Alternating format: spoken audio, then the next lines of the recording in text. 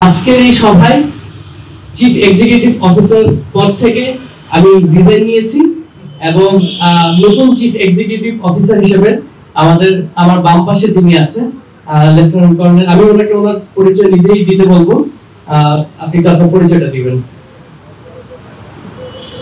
আসসালামু আলাইকুম everyone, good evening, শুভ সন্ধ্যা। আমি লেফটেন্যান্ট কর্নেল কামাল আকবর। আমি আমার 25 বছরের চাকরির কাজ শেষ করে গত বছর আগস্টে স্বাভাবিক অবসরে গিয়েছিলাম। এই বিপ্লবের সময় আমি একটা কলেজের অধ্যক্ষ হিসেবে কাজ করেছি। তো সেই থেকে ছাত্রদের সাথে এই মুভমেন্টে আমার একটা আত্মিক যোগাযোগ ছিল সেই সময় থেকে, এবং যারা এই ত্যাগগুলো করে গিয়েছে, আত্মত্যাগ করে গেছে, তারা তো তাদেরটা করে গেছে। এখন আমাদের করার পালা। বাংলাদেশ যে নতুন পথে যাত্রা শুরু করছে, সেই নতুন পথে দিশারি ছিলেন যারা তাদের জীবন দিয়ে গিয়েছেন অথবা অংশগ্রহণ করেছে, আহত হয়েছেন। তাদের প্রতি সম্মান রেখে আমি আপনাদের সবাইকে ধন্যবাদ জানাচ্ছি। অনেকক্ষণ অপেক্ষা করেছেন আমাদের মিটিং দেরি হওয়ার জন্য। সবাই ভালো থাকবেন। ধন্যবাদ। আরো কিছু চেঞ্জেস আছে, সেটা আমি এই ব্রিফিং এর শেষের দিকে আপনাদের কাছে বলবো।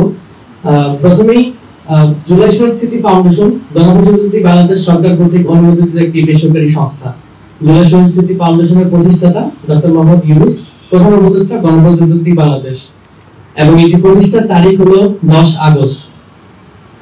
আমরা এখন পর্যন্ত কি কি আমাদের লক্ষ্য উদ্দেশ্য রয়েছে সেগুলো একটু আপনাদের সামনে বলছি। 2024 সালের জুলাই আগস্ট সংগঠিত ছাত্র জনতা আন্দোলনের শহীদদের কল্যাণার্থে তাদের পরিবারকে আর্থিক ও মানবিক সহায়তা, পরিবারের সদস্যদের কর্মসংস্থান বা অন্য কোনো উপযুক্ত সুবিধা প্রদান, 2024 সালের জুলাই আগস্টে সংগঠিত ছাত্র জনতার আন্দোলনে আহত বা পঙ্গুত্ব বরণকারী ব্যক্তিগণের ওষুধপত্র সহ প্রয়োজনীয় চিকিৎসা সেবা প্রদান, কর্মসংস্থান, আর্থিক ও মানবিক সহায়তা প্রদান বা অন্য কোনো উপযুক্ত সুবিধা প্রদান, পরিবারের সদস্যগণের জন্য শিক্ষা বৃত্তি, কর্মসংস্থান বা অন্য কোনো উপযুক্ত সুবিধা প্রদান, ফাউন্ডেশনের উদ্দেশ্য পূরণ করবে বিভিন্ন প্রকল্প বা কর্মসূচি গ্রহণ, যে কোনো ব্যক্তি বা দেশি বা বিদেশি প্রতিষ্ঠানের সাথে চুক্তি সম্পাদন, ফাউন্ডেশনের উদ্দেশ্যের সাথে সামঞ্জস্যপূর্ণ যে কোনো ব্যবস্থা গ্রহণ।